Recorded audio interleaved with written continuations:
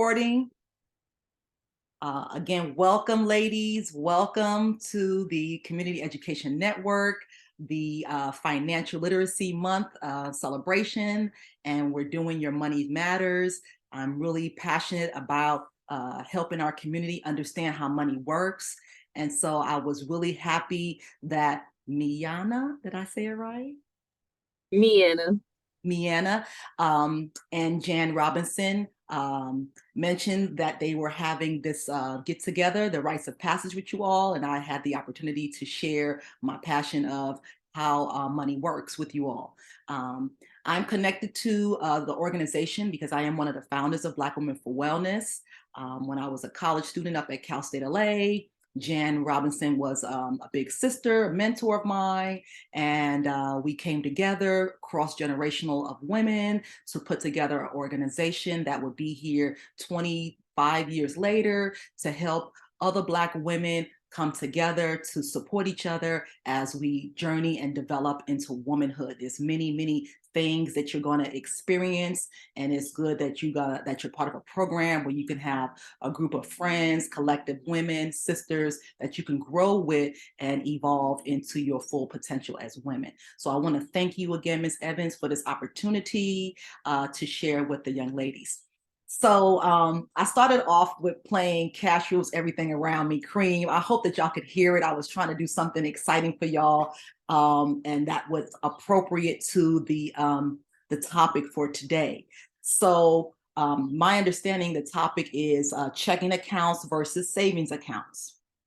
So what I'd like to do is share my screen and show you all what we're going to be discussing. So let me put that down. So here is just a little image of checking account versus savings account. And here there are many, many things that we're going to talk about, many bullet points here highlighting the difference. So I know there's a lot of movement, but if you're able to write down anything, I encourage you to write it down. And then we'll get a chance to open up and answer questions for you all. So as a profession, I'm an educator. I'm a school counselor in the local unified school district. So that's where I have my credential in to work with young people. I'm also a licensed life insurance agent, so I'm a financial professional as well. And in school counseling, in high school, my primary focus was college, career, and financial aid. So as I rebranded myself and beginning to journey from one phase of life to the next, I decided that I would pick up a career that was closely related to what I had already been doing for over 20 years and helping people. And that's why I chose to get my license as a life insurance agent so that I could help families plan for retirement, plan for 40 years of their life, help them understand how money works, help them to understand how to properly save and to how to properly put insurance in place for themselves. So that's how I came to love this topic so much.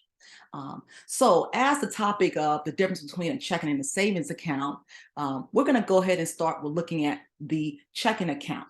Now, to get into this discussion, there's a lot of background information that we're going to need, but we'll get to that as we go along with the presentation. We have just about an hour to discuss this topic. So there are financial institutions that I want you all to understand, and banking is one financial institution.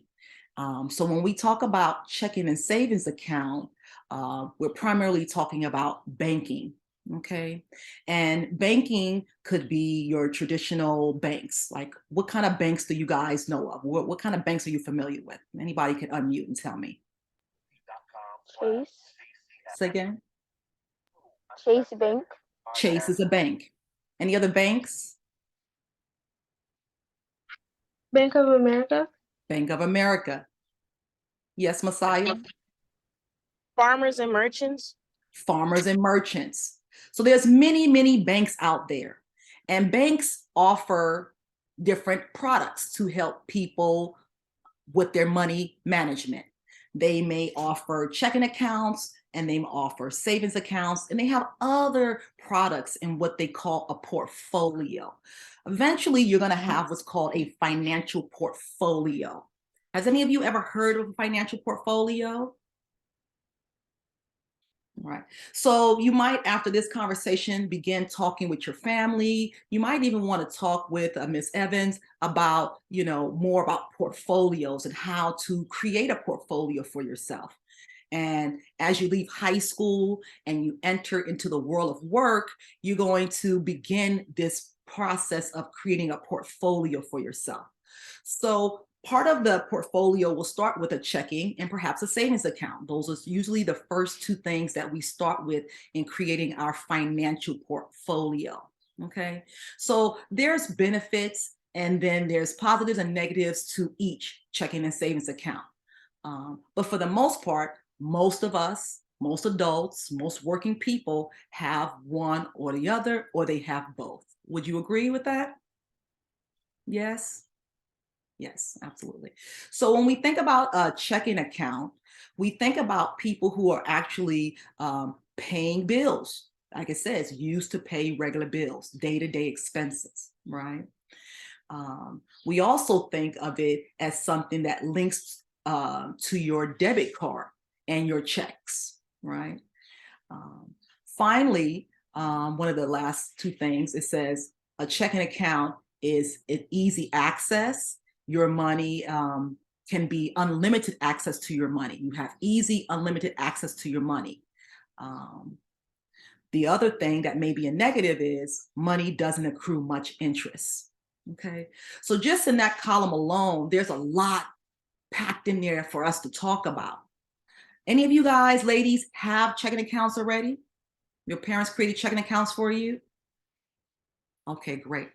So one of the things that I'm going to ask is going to be kind of interactive. I'm going to ask you to drop in numbers or comments in the chat room to kind of keep you engaged, okay?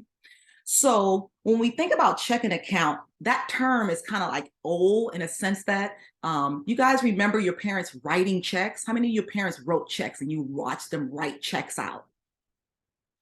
Okay.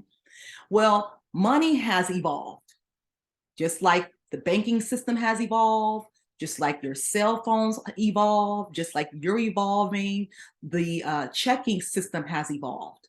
And this slide shows you link. Once you get a checking account, you're going to link it to a card. You ladies may never touch money because money goes really quickly now straight to cards, and then we just swipe, swipe, swipe. It's more in the digital world as opposed to in my generation or in maybe your mom's or your grandma's generation where they actually went, they got a paper check from their job, they signed their paper check, they took it to a bank, maybe Bank of America, they deposited that in a bank, and then they got cash back, right? Or they left money in their checking account and they wrote hand checks, paper checks that they then put in a mail to their debtors, whether it was their utilities, their gas, Southern California Edison, water bills, whatever utilities that they may have had for their expenses. So in your generation, they have what's called direct deposit now. So once you all start working, you may never see a check. You might only get a check stub, right? Anybody know that? You get a check stub. And you filled out an application, enrollment application to authorize the bank to receive your money and for you to then be able to access it digitally with usually a debit card or a bank card of some sort, right? So once you link that card, then you have unlimited access to your money where you can use it at any time, right?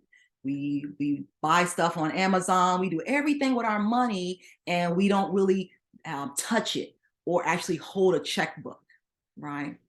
But while your money is in your bank account, it does have a chance to earn interest, right? By the bank holding your money, they kind of reward you in a sense by giving you some interest by your money being there.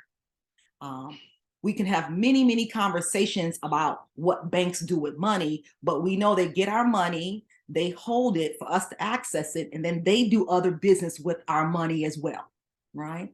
So that's another conversation we'll have. What does banks do with our money, right? But in addition to having your checking account, you might also open a savings account, right? How many of you all have a savings account? Raise your hand. Okay. And sometimes you even have a savings account before you get a checking account, right? You might, as a little kid, you get birthday money. Your parents might say, I'm gonna open a savings account for you and put all your money in your savings account, right? And so your money is set aside there for your future, just like the slide says. You use it and you set it aside for your future, right? With your savings account. And you put it there because it's protected. You put your money there because it's protected by what they call FDIC. It's federally insured. There's that word insure. Make sure you keep that word insure in the back of your mind, because insurance is one of the biggest strongholds that our financial industry has. A lot of businesses function because they have insurance to back them and protect them.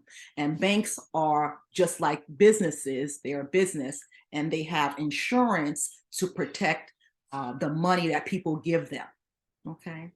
Now, with a savings account, you have a limited number of withdrawals per year. So unlike your checking, where you can just use it up, with your saving, because you're saving it for your future, there's a limit to how much you can use, because it's for your future, right? And savings also accrues interest. So with the checking and a savings account, you get both interests on your money there. So any questions about that so far? I know that was kind of heavy and a lot, but any questions about the checking versus the savings before I go on? Yes, I have a question. Yes, sir. What do you mean by interest? Can Yes. you explain that? Yes. Like, I'm give going me to an go. example of interest. Yes, I'm going to go into the next slide, and I'm going to talk to you about interest. Remember, Okay. interest is what the banks and what you earn on your money. It's kind of like when you put your money into a bank, the bank rewards you by you trusting them, and they give you what they call interest on your money. It's like your money earns money. Okay. So I'm going to go ahead and change that slide now. And I have another slide that I want to share with you all. My name is Miracle, and I had a question on knowing which banking account has more interest. Right.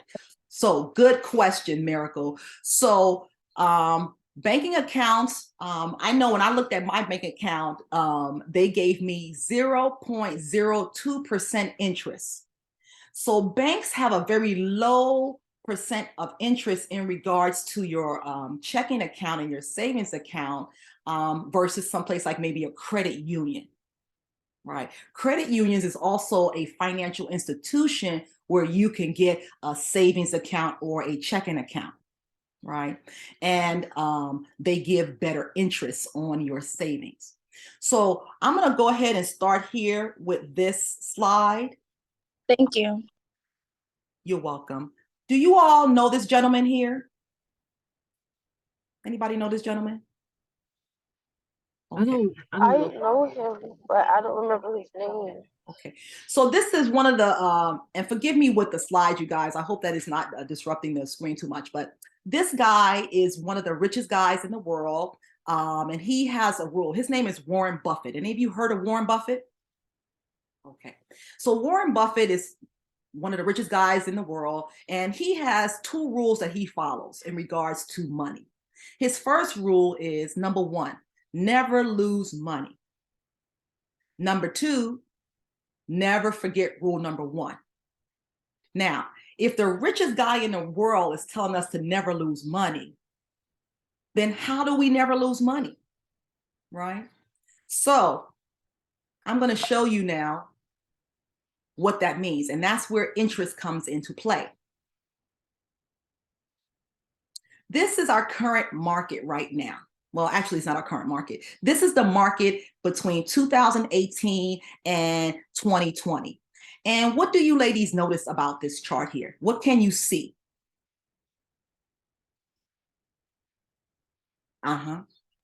See a lot of wiggly lines, right? Okay, and again, forgive me for that up and down. These wiggly lines represent what's called the market. It's the current climate, the financial climate. And it would represent what's called variable market, meaning it's going up and down. It varies. It goes up and down, up and down, up and down, up and down. Now, I'm going to get to that question about interest because I want you to see this is one strategy in regards to interest, but people gain money. You can gain a lot, but you can lose a lot, right? And I want you to think, did your parents lose money between 2018 and 2020? If you were working, could you imagine if you looked up and your account dropped all the way down?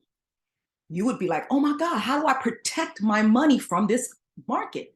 What is out there to help me protect my money? So I'm going to get into now. Oh, you had a question? Yeah, and this might be really, really, really, really, really silly, but I do have a question about interest. Yes. It's not gonna throw us off too much. So when you say interest, do you mean like interest like how is that okay? Do you mean like interest like how much you gain from the bank, or do you mean interest like how much they take out of your account? How Because much you gain. So I'm going to go okay, into the different types of interest now, and maybe that'll help answer your question. okay. So there are 3 types of interest. And everybody see that well? Okay, so there are 3 types of interest. The first, the blue box, is what's called fixed interest. And with fixed interest, it's something like maybe your bank account, right? Your money is safe, but you get very low return on your money being there. And interest means wherever you put your money, you are getting rewarded or compensated for your money being in that institution, whether it's a bank, whether it's in real estate, whether it's in insurance. So know that these 3 interest rates affect whether and how our money is being protected, okay, by the market. So when you have a fixed interest, like most banks have fixed interest, then you're going to grow, your money grows slow and steady, right? Your principal is safe, but you're not getting a lot of interest, right? Because remember, with a checking account, your money moves quickly. It's not locked away for long-term goals. It's accessible for you to use daily and regularly with your regular expenses. So with those type of accounts, the interest rate is a lot lower than if your money was saved away for long-term investments. And Okay. I have a question. Can I interject with a question? Yes.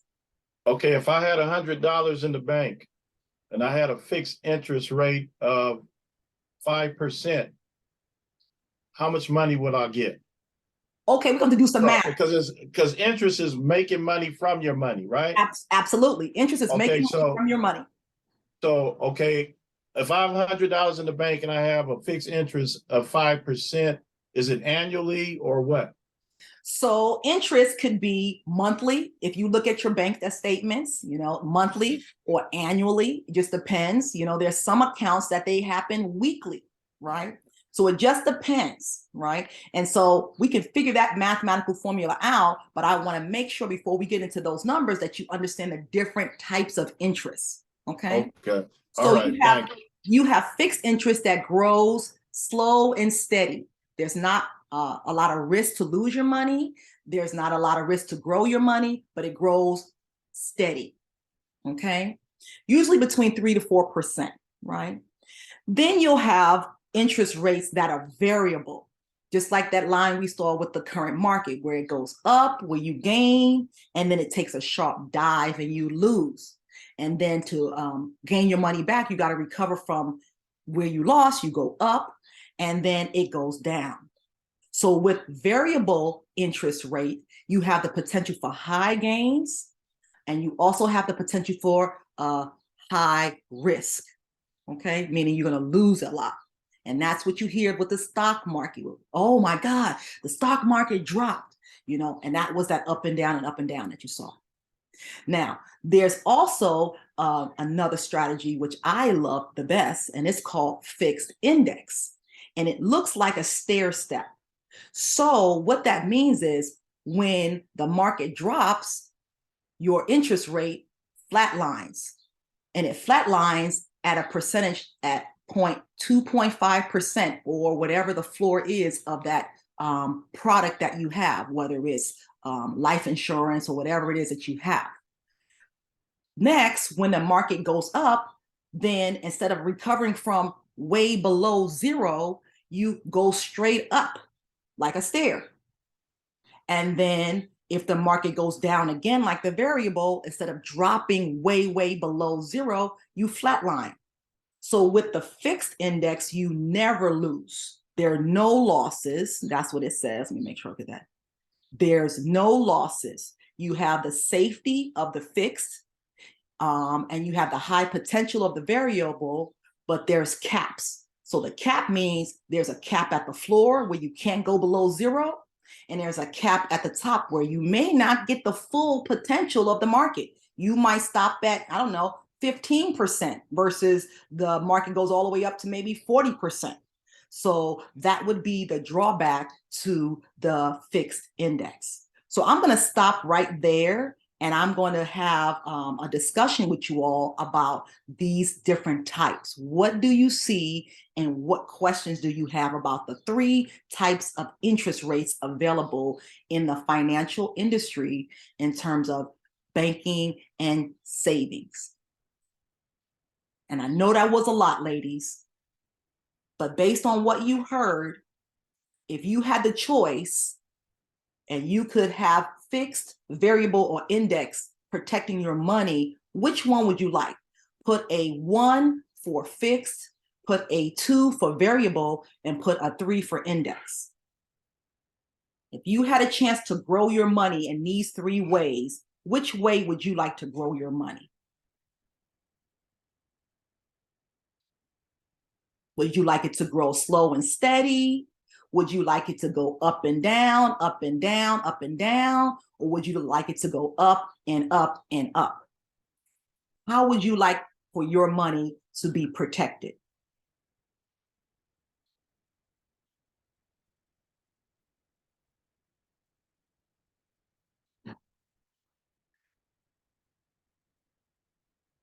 All right, good job. So I'm gonna go ahead. Any questions about if you picked fixed, why did you pick fixed? What do you hear that makes you think you like fixed? Well, Oh, Oh. sorry. well, even though it's a low interest, but it's more safer than taking the variable because of the risk compared to a fixed. So I would rather take it a little slower, but safely. But variable is more risk than fixed. And in regards to the fixed index, how does that fit into your understanding between the fixed and the variable? How does the fixed index fit into your understanding of growing your money and protecting your money? Do you understand the fixed index concept? Yeah, I understand the fixed income concept. So remember, with the fixed, it goes up and up and up. There is no dropping down. Okay. Anyone else want to share which concept they like best or they understand? Yes, Leah? So I said variable because although there's like a high risk of what you call it, like a risk, there is also high gain because I feel like if you do take it like safety, like it's going to take you like a really long time to make those gains that you want to make, although it can never go down. So that's why I chose variable. And fixed income, there's a certain cap on that, which is why I wouldn't choose that either. So Okay. Okay. Anybody else want to share? All right, good job. So what I want to do now is go on and maybe give you some more visuals to help you understand the difference.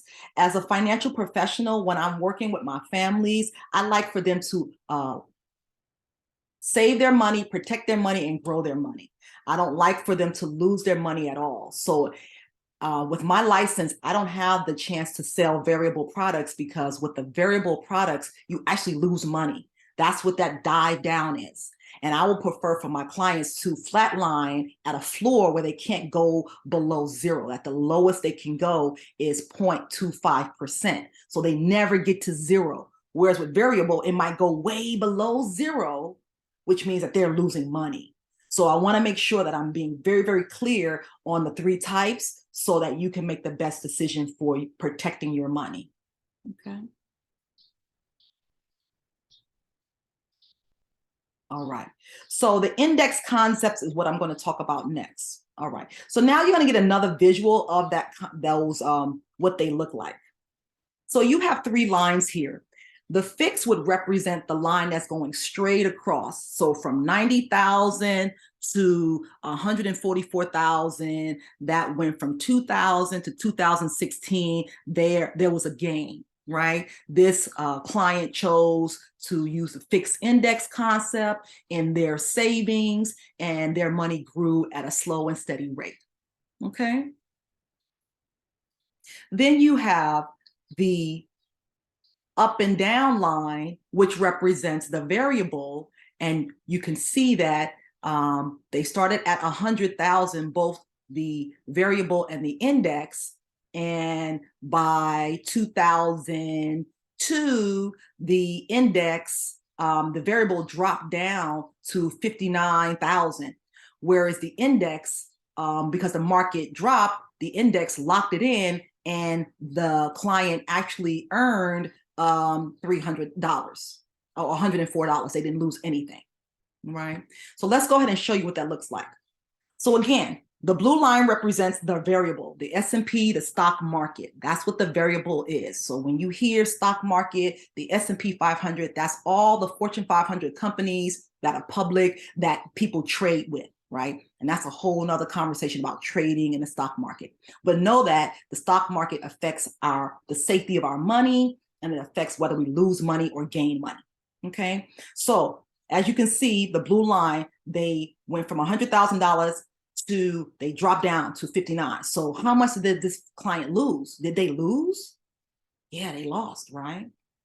Now the index, when that market dropped, that client, they didn't lose anything. They actually called and said, whoa, did I lose anything in that crash? You know, the Y2K, you know, did I lose anything in that crash? Because a lot is going on during this time. You have Y2K, you have the change of technology, you have, 9/11, you have all these things happening that are impacting the market and how money is being secured or not. Okay. Now, the fixed person, they grew a little bit as well, and you'll see, and we'll see who is the winner and which position you would want to be in at the end of this 16-year period. So then the market began to recover itself, and the variable product went back up. They went up to $107,000. So they gained their money back, right? They lost quite a bit, but then they gained it back. They were back at least $107,000. So this person's happy now. They recovered their money. They're happy, right? Well, the index person, look at what they did. They didn't take any losses. So when the market recovered, they didn't have to recover from below zero. They actually started from back up at the top. And they went straight up, and then they were at 143,000 versus 107,000. I want you to think about that. Where would you want your money? And who do you think is winning this race right now? Right? And then here we go again. The market takes a dive again. We're around the year 2008, 2009. The housing market is going crazy. People are losing their houses. The interest rates are going crazy. And so the stock market takes a dive. So that variable product, that person, they lost money. They went from 107,000 down to 71,000. Woo! How would you feel if you looked at your statement and your money went from 107,000 down to 71,000? Would you be happy? Yes or no? No. right? But let's look and see what the index did. Okay, the index flatlined. They didn't lose anything. They lost $0, right?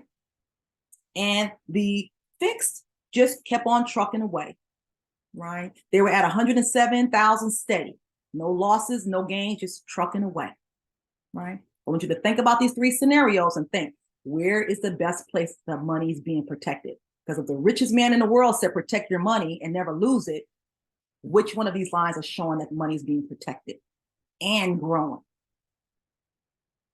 Now, you see the variable, the blue line, took a number of ups and downs. Finally, it got real strong. They gained 135,505. So now they're happy, right? They're like, whoo, my money came back. I gained my money back. I recovered from all that loss. I'm happy, right?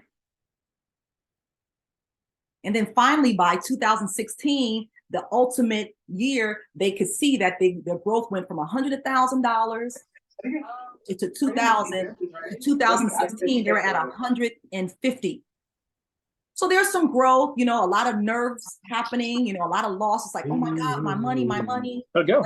They ended up at the top, winning. The variable line ended up winning. Can we see that?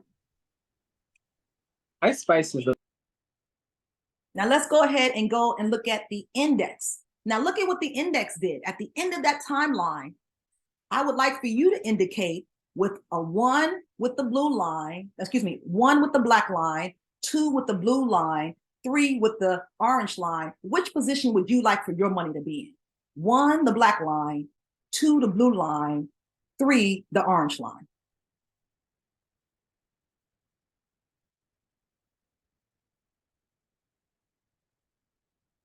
Now, I want you to think. The first slide we looked at, and we talked about the different types of interests, we saw the fixed, which represents the black line, slow and steady, protecting your money. You might get between 3 and 4% interest growth. You're not going to get more than that, right? And then you had the variable, which, you get high potential for growth and high potential for loss. And it's directly affected by the pulse of what's going on in the world and the market. So if there's a war, it might impact the market. If there's the housing market crash, anything that's going on that affects these companies and profit, it affects the blue line, right? And we can see they started at 100,000 and they had 150,000, but look at all the losses that this money took, right? Now, the orange line, this is like the stair step. This is what's called a fixed index. And this is what I'm so proud to know about, because here you can never lose money. They started at the same point, $100,000. And at the end of that 16 years, the index had, how much did they have? Can somebody read that number for me? What do you see up there? At the end of that orange line, what number? 207,000. Okay, so who do you think is winning this race? If you had to choose, which race would you want to run? Okay, I want you to think about that. Now, banks offer the black line. Banks offer the black line. Some of the banks, when you start your financial portfolio, they will have you in maybe even a money market account, a CD. These are different pieces of a financial portfolio where you can grow money. But remember, if the richest man in the world said to never lose money, then we want to make sure we know about options where we don't lose money, right? And so that's why I'm excited to share with you the fixed index. Okay.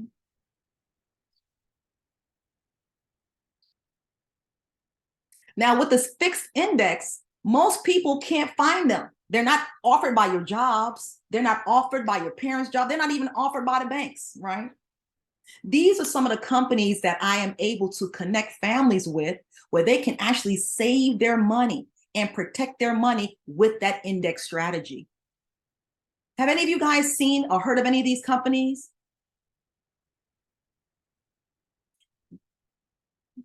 Yeah, I heard of MetLife.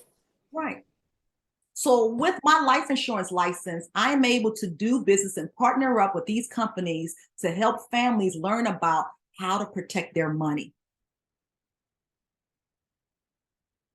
So I'm going to stop sharing now, and I want to open it up for some discussion about all of that you saw. And I know it was a lot. You have any questions about the different index, the different interest types, and did it help you to understand a little bit about where money is protected?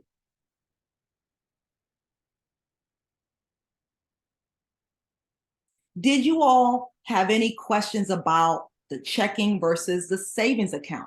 Let's go back and look at that. Let's go back and look at that and see, was there any other questions you have about those different?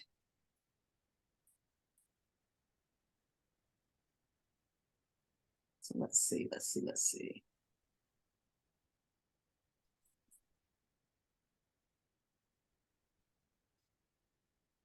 Okay. All righty. Well, I seem to have lost that. Any questions that I can answer in regards to what you may have about the checking versus the savings account? Did today's discussion bring any other questions to your mind or answer any questions you may have? I have that same question. If I have $100 in the bank and I have 5% interest, and I say a monthly percentage of 5%, how much money will I have at the end of the month? You might get $5 on that, if that. Now, 5% is a high interest rate for a bank, I'm gonna tell you. But if that was the case, you might get $5 or $10 on your money. So at the end of that month, you might have $110, $105. And again, 5% at a bank. Why would it fluctuate? It will fluctuate depending on if I have a fixed or fixed index. Will it be different, or? It will fluctuate based on the institution that you go to. Most banks are fixed products, not fixed index, just fixed, because they don't give a lot of interest because you have a lot of access to your money. Where you get the most interest is when your money is locked away more long-term, where you don't have so much access to it. So you might be saving for retirement. You might be saving for a wedding. You might be saving for college. So like a lot of parents put college plans in place for their children when they're very young, and those accounts grow at a more high interest rate than they would if it was just a savings account at, say, Wells Fargo. All right, thank you. I hope that answered your question. It did. I just wanted to see how the kind of like the math is working. Yeah, and 5%, you ladies can do your research and you can look and see what percentage interest rates do bank give, and then, is it fixed? And you'll see, but most banks don't give more than not even 1% interest. So the adults in your life, you can ask them, how much interest did you get on your bank account, on your savings account last month, or your checking account last month? And like I said, I just looked at mine and I got 0.02% interest on my checking account. So that was a joke to me, right? Now, I also dibble and dabble in foreign exchange and cryptocurrency. That's another financial piece of as money has evolved. We have now digital money, cryptocurrency, and Forex. Those accounts tend to grow a lot quicker than any other account I've seen. And so these are things that you have to begin to research, because as you enter into the world of work, you're going to have a lot of options in terms of where you grow your money.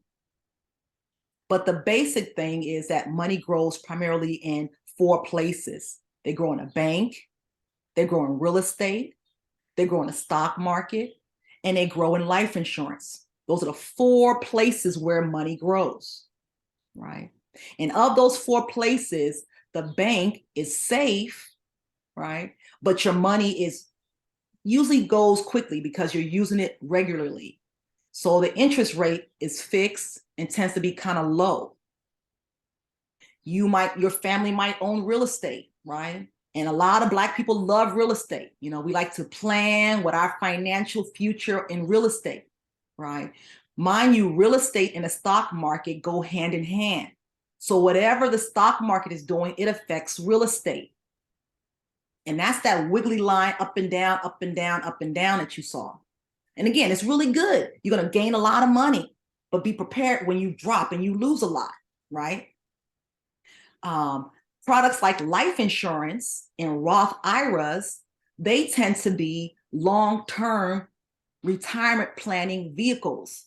And so the interest rate usually ranges between 8 to 10%, which is really good because then your money can grow a lot. One of the other concepts that I wanted to share with you guys is what's called the rule of 72. And with the rule of 72, let me see if I can get that. That's where Albert Einstein talked about how to double your money, right? And with the rule of 72, your money doubles depending on the type of interest rate that you have. So if you have a 4% interest rate product, you know, it might take you, you know, I don't know, 20 years to double your money, depending on the interest.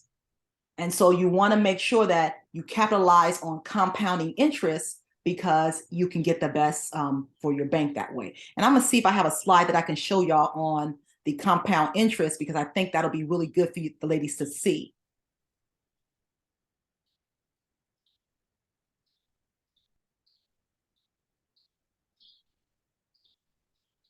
I also wanted to know if you could touch on like credit card utilization.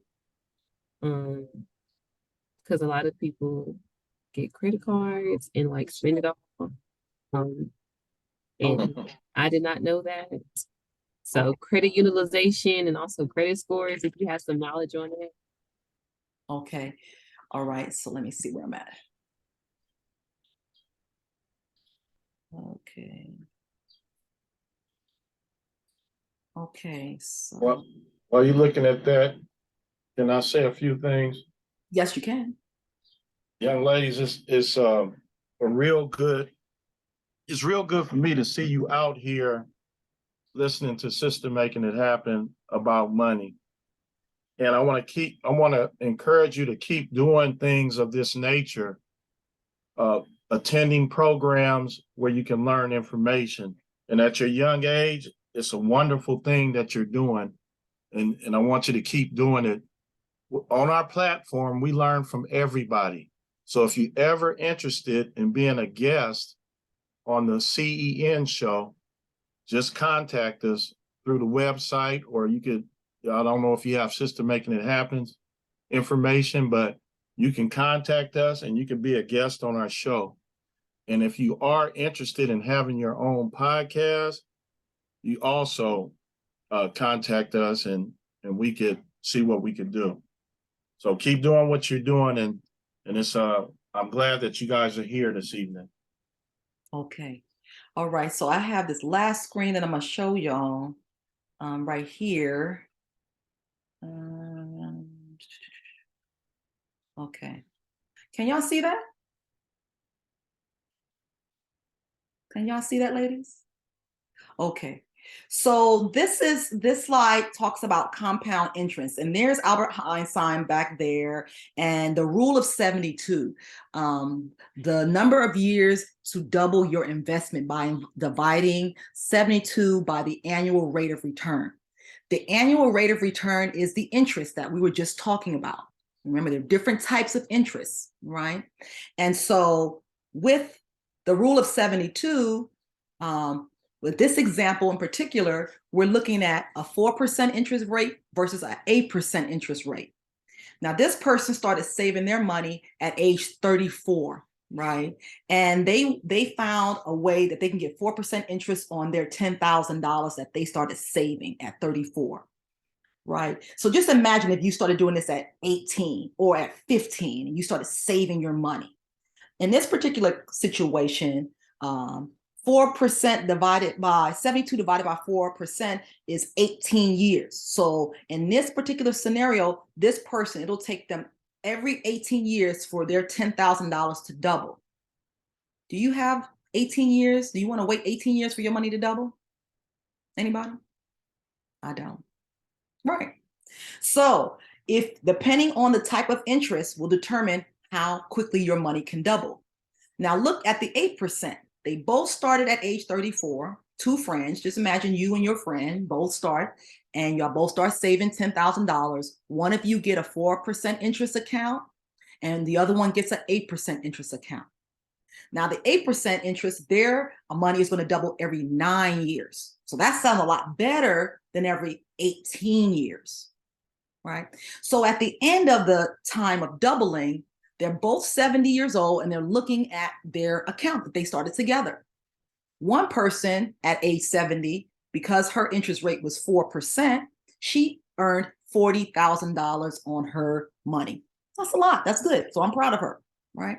Now her friend did even better. The friend earned $160,000 on their account because their interest rate was at 8%. I want you to think about that for a minute. Where would you like to have your money? If you had the choice, one for 4% and two for 8%, just go ahead and drop that in the chat room. Where would you want your money if you had the choice?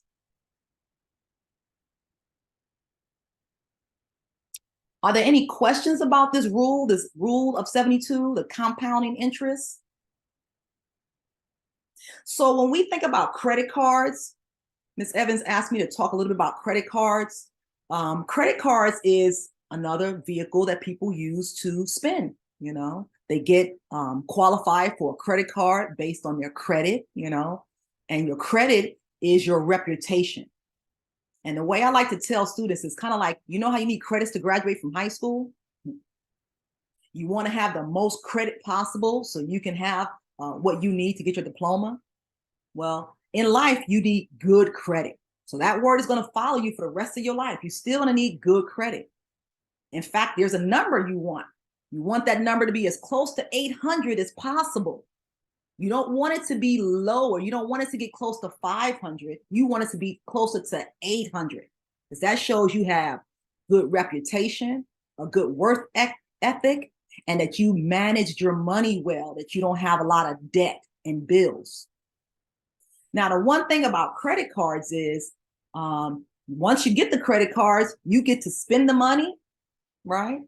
But the thing about a credit card is you got to pay it back, right? It's like you borrow this money and you borrow this money, there's what's called interest. Anytime we loan money to someone, either we loan it to a bank or they loan it to us, interest kicks in. And this rule of 72 could affect you in a negative way.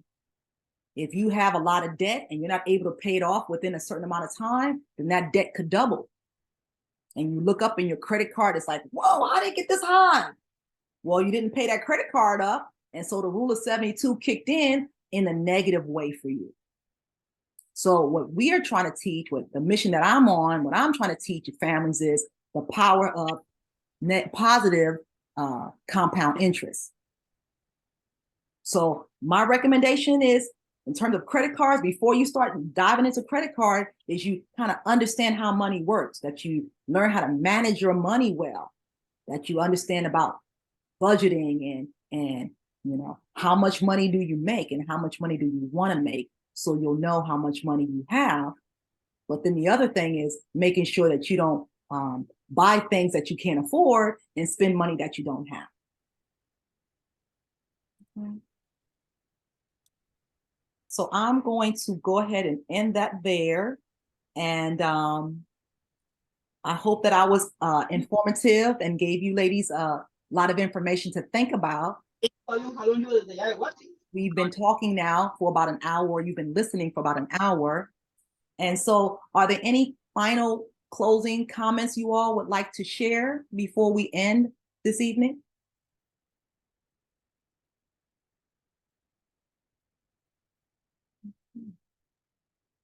I don't think that they have any. They might talk to me a little bit afterwards because it's new. Y'all, we're not done, by the way. We're going to another link. We're going back to our other link. So just because we're done here don't mean we're done for the day. So thank you so much for joining us today. And y'all are not going to just be seeing her here. We're going to be working with her. We have something very big planned for y'all for the end of y'all program. So it was so nice to hop on today and meet you. And for them all to meet you and for us to get like a really good overview over interest rates and stuff. The last session that we had, we talked about just financial literacy in general, but this was like a deep dive, and it was the deep dive that we needed. And I think that it got our gears turning for sure. I have so many more questions going Well, around in my head. call me, let's talk. You know, definitely, again, the mission is to help families, 1,000 families understand how money works. And you guys are our future. You ladies are our future. And we want to make sure that we leave a legacy of financial literacy, that your financial IQ is as high as it can be, so that when you start negotiating and you enter into this world of work, that you have a good sense of how to budget your money, how much to save, and that you're setting financial goals for your future so that you know what you're doing and why you're doing the things you're doing. And you're not just kind of like, I don't know why I'm here. You know, I want to go to Jamaica, but I don't know how I'm going to get there. I want to go to England or London. I don't know how I'm going to get there. Yeah. I want to buy a car. So these are all goals that become financial goals. So I really appreciate you all. And I really appreciate the opportunity. And I'm looking forward to seeing you all again soon in June. Yes, we will see each other again. Thank you so much for the time that y'all took out to like help us. I hope you have an amazing rest of your day. Girls, I need y'all on our main link right now. I'm gonna give y'all a minute to get there. Ready, set, go. I'm Have just a playing. good day. Bye. Love you all.